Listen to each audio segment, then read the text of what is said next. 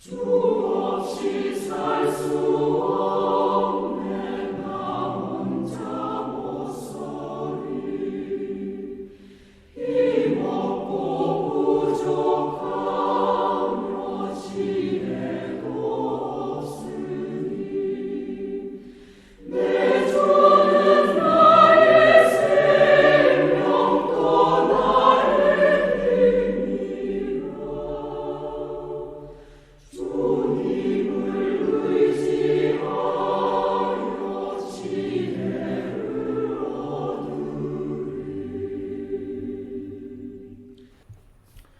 할렐루야. 하나님의 사랑 가운데 저희 넘치시길 축원합니다. 오늘 8월 18일 목요일 날 아침입니다. 이제 한두 주만 지나면 더운 여름이 또 금방 지나갈 것 같습니다. 참고 견디시면서 하나님의 도우심을 간구하길 바랍니다. 오늘 18절 말씀, 야고보서 3장 18절 말씀으로서 하늘나라의 지혜, 하나님께서 주시는 지혜, 위로부터 오는 지혜에 대한 마지막 시간입니다. 18절 말씀은 이렇게 되어 있습니다. 정의의 열매는 평화를 이루는 사람들이 평화를 위하여 그 씨를 뿌려서 거두어 드리는 열매입니다. 오늘 이 말씀은 3장 18절 말씀은 정의의 열매를 얘기를 하고 있는데 이것은 바로 하늘로부터 오는 지혜로서 나타나는 마지막 열매가 바로 정의의 열매인데 이 정의의 열매를 정의를 하기를 평화를 이루는 사람들이 평화를 위하여 씨를 뿌린다. 그러니까 어떤 사람이냐라는 것이 중요하죠. 이 사람은 평화를 이루는 사람입니다. 근데 이 평화를 이루는 사람이라는 말 속에는 예수께서 이미 산상수훈에 화평케 하는 자는 복이 있나니 평화를 이룬 자는 복이 있나니 그가 하나님의 아들이라 일컬음을 받을 것이다 라고 하는 아주 중요한 선언을 해 놓으셨습니다. 그러니까 평화를 이루어가는 사람들은 화평케 하는 자들이죠. 그 사람들은 하나님의 아들이다 라고 하는 것이라고 이라고 주님이 말씀하셨고 이 세상에서도 노벨 평화상이라는 것이 있어서 전쟁을 멈추고 분쟁을 멈추고 세상 사람들로 살기 좋게 만들어 가갔던 일들을 한 사람들에게 노벨 평화상을 주죠. 근데 이 노벨 평화상을 받은 사람들, 그 평화를 이루는 사람들은 평화를 위해서 씨를 뿌렸대요. 그냥 되는 게 아니라 평화를 위해서 씨를 뿌렸는데 이 평화를 위해서 뿌린 씨가 무엇이냐면 하나님께서 주시는 지혜로움으로써 뿌리신 씨앗이다니. 평화를 이루는 사람들이 평화를 위해서 씨앗을 뿌려서 거두어들인 게 정의의 열매라는 거예요.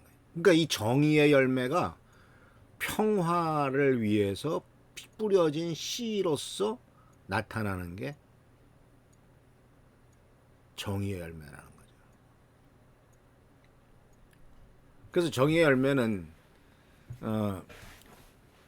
어떤 투쟁의 문제가 아니고 하늘의 지혜의 문제인데 그래서 이것이 정말 우리의 삶 속에서 이루어지기 위해서는 내가 지금 어떠한 지혜로운 것을 근거로 해서 살아가고 있는가 하는 것을 생각해 볼 필요가 있어요. 하나님이 주시는 지혜로 살아가는가 아니면 하늘의 지혜를 구하면서 살아가는가 아니면 세상의 꼼수를 따라 살아가는가. 워낙 세상 사람들은 꼼수에 능하기 때문에 또 그렇게 사는 것이 처세술에 능하다라고 하는 평가를 받고 있기 때문에 전혀 세상 사람들의 꼼수는 우리가 따라가기도 힘들고 또 굳이 따라갈 필요도 없는 것이죠. 그래서 우리들의 지혜를 점검해 봐야 되는데 어디에서부터 내가 지혜를 얻고 있느냐 하는 거예요.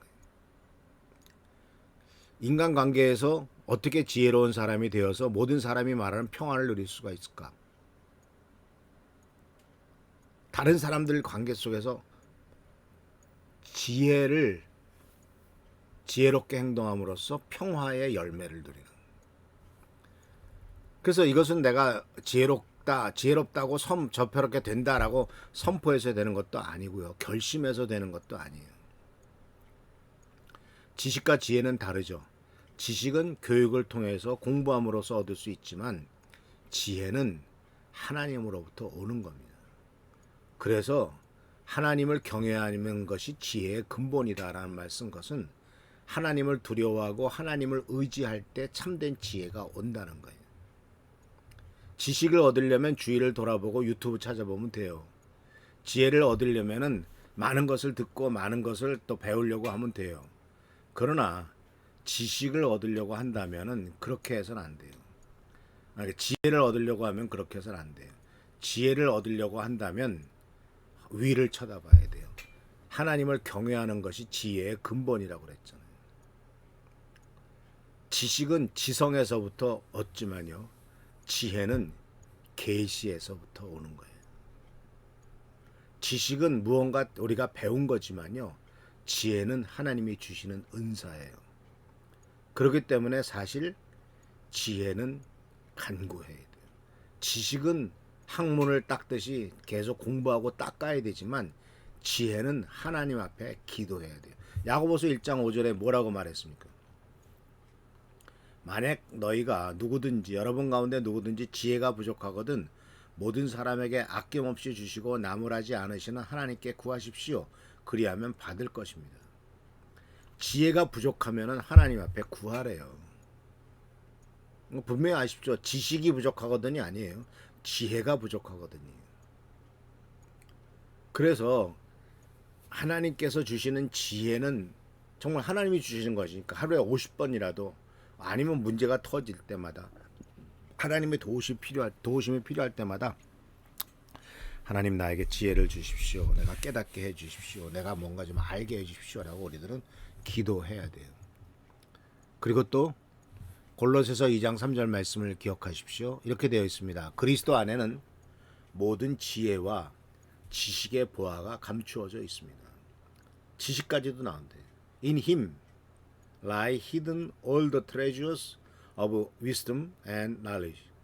wisdom이 지혜잖아요. knowledge는 지식이고, 모든 지혜와 지식의 보화가 hidden, 감추어져 있대요.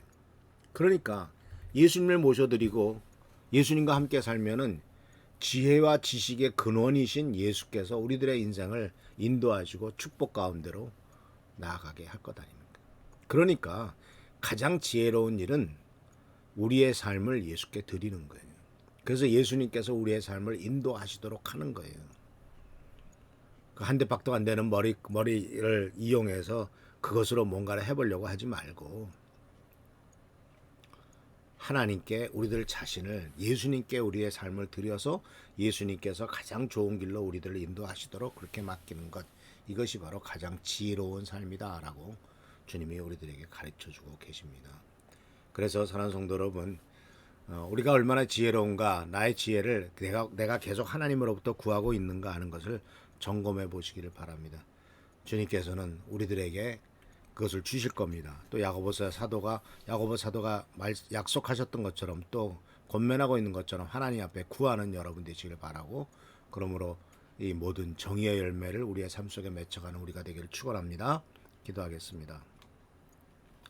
오늘도 주님의 은총과 은혜 가운데서 승리하도록 인도하신 것을 감사드립니다. 오직 주님만이 지혜와 지식의 근본이시고 모든 부하가 거기에 감춰 있다라고 말씀하셨습니다. 주여, 주님을 따라가도록 하시고 주님 뜻에 합당하게 살아가는 우리의 삶이 되도록 주여 인도하시고 보살펴 주옵소서. 우리 삶에 하나님의 위로와 축복과 은총과 은혜가 넘치도록 하시고 지혜롭게 살아가는 삶이 되도록 주여 축복하시고 채워 주옵소서. 주께 감사하고 예수 그리스도의 이름으로 축복하며 간절히 기도하옵나이다. 아멘. 오늘도 승리하는 여러분 되시기를 축원합니다. 하나님께서 함께 하시고 돌봐주실 것입니다. 할렐루야, 축복합니다.